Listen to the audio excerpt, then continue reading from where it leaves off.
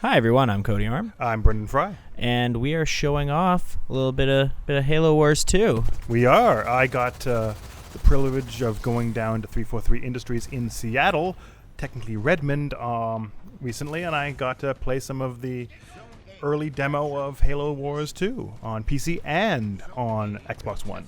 So this is a new mode for the game. Yes, this is we're right now seeing Blitz.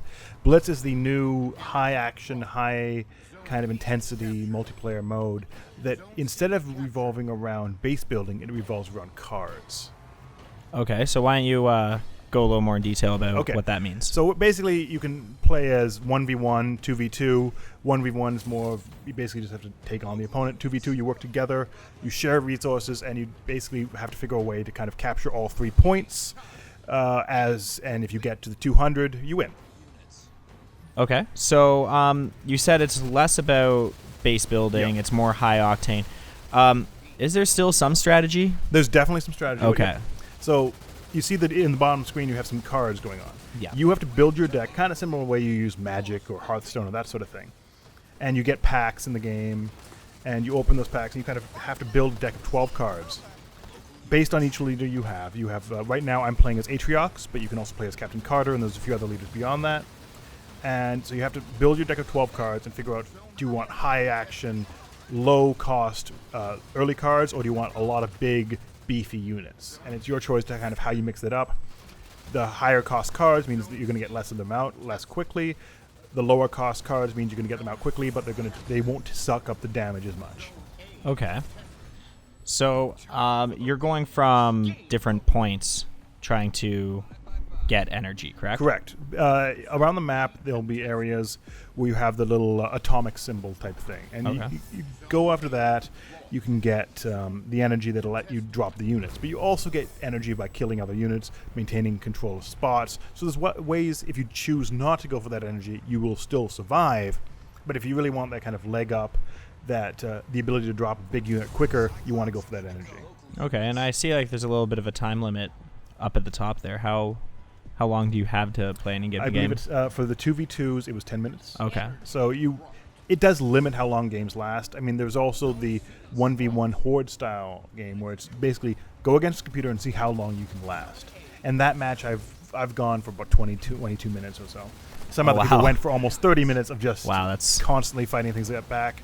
I believe one person got to 500 some points, meaning they just basically did it for over 35 minutes or something like that. So I also got to play Halo Wars, not in Seattle like you did. Okay. Wasn't so fancy. I got to play it at the X1 event in Toronto. Yeah.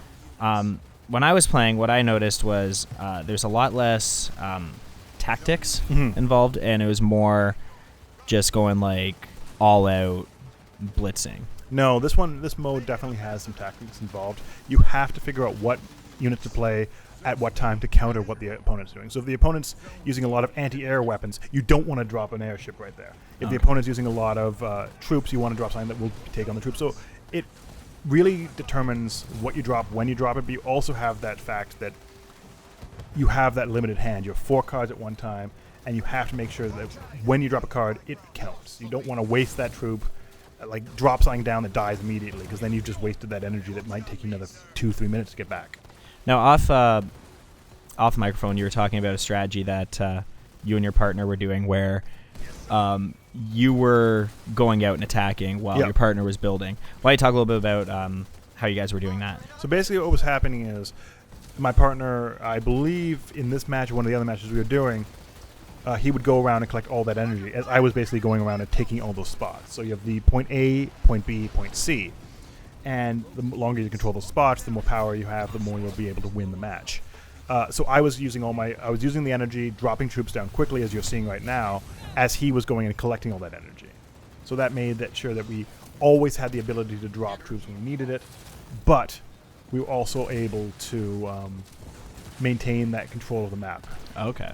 One of the things I really liked about my playthrough with Halo Wars was they did a lot to show the damage that's being dealt. Yeah. We saw it a little bit just now as you were talking, but it looks like it faded away a bit. But you can see when there's an explosion, there's that lingering effect. Yeah. It's very everything packs a punch. Every move makes a difference in that regard.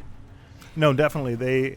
I was talking to people, even the person related to sound design was talking about how they made a dynamic sound system so that as your troops are under attack and under fire, they'll act more frantic, they'll act more scared. Also, if your troops are really dominating in battle, they'll be more cocky, they'll try to have a bit more bravado. But if they're losing in battle, they'll be a little more downtrodden, a little more scared. So they really made a dynamic system in there that it always feel that things are happening, you always feel kind of part of a living, breathing world. Also, the way the music score works. The music will ramp up as action happens. It'll kind of dial down as it's kind of lulls. And you can kind of go to that silence when there's not meaning what's going on, so you kind of get that sense of calm. Yeah. And I think that ability to kind of have that dynamic presence on the map, even though you're looking at small little units, you feel the tension that's going on. You feel, oh, this match could go badly for me. And you get that there. Whereas a lot of RTS, they're all happy until the exact point they're dead, then they just die. Yeah, exactly. That's it's something you don't see very often. But the one thing that I do want to say is that this game does a really good job of... Yeah, you're now seeing us... I'll let you continue, but you're now seeing mine and my partner's troops kind of coming together to try to take everything out. Yeah. This game does a really good job of giving you a chance to turn the tides. Yeah, no, it definitely does. It's not once you start to lose that you're stuck in that situation, which is really... a big problem with a lot of RTSs. Oh, it's very true. You can dig yourself out of a hole, which is really good.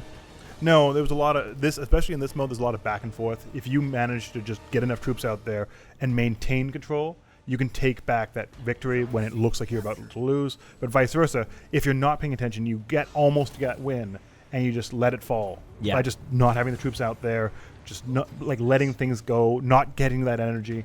And the opponent just can easily take those points back from you, and it's hard to come back once you're completely destroyed. We both did previews for this game, which will probably be in the underbar here. But in my preview, I said that if you're new to RTSs and you like the more fast action that you get in a first-person shooter, this would be the perfect game to jump into. Yeah. This is for PC and Xbox One, like you mentioned. Yep. Obviously, it would be better on PC just with the mouse and keyboard options. I mean, I found playing it on both Xbox and PC, they're different. If you're used to controls, the console's probably easier for you. It's right there. You just kind of drop them down.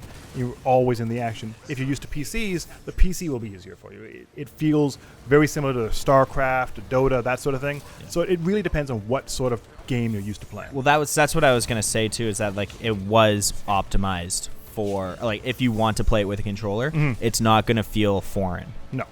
It is made to work well with a controller, which was one of the problems with the original Halo Wars. Oh, very much so.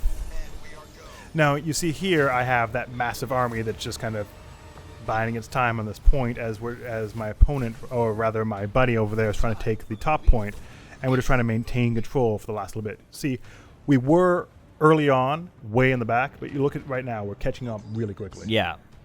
You can see my massive army just walking around. I'm not, and even then, I'm not maxing out the points I have. I can have up to 30 troops. I'm at 19, so there is possibility to have much bigger armies and much stronger presences in the map. It's good to have some on reserve just in case. Exactly, but you also seeing you have the concept. You can bring down a Spartan. You can bring down those really unique units, and there we go. That's the end. Yeah. Look at that. What do you think? I'm excited. That looks a lot of fun. Yeah. Everyone here at CG Magazine, have a good one. You can follow us on Twitter at BFry26 for me. The magazine is CG Mag Online. Cody. You can catch me at Cody_Orm. And you can always find everything that we do at cgmagonline.com. Thank you for watching. Until next time. See you later.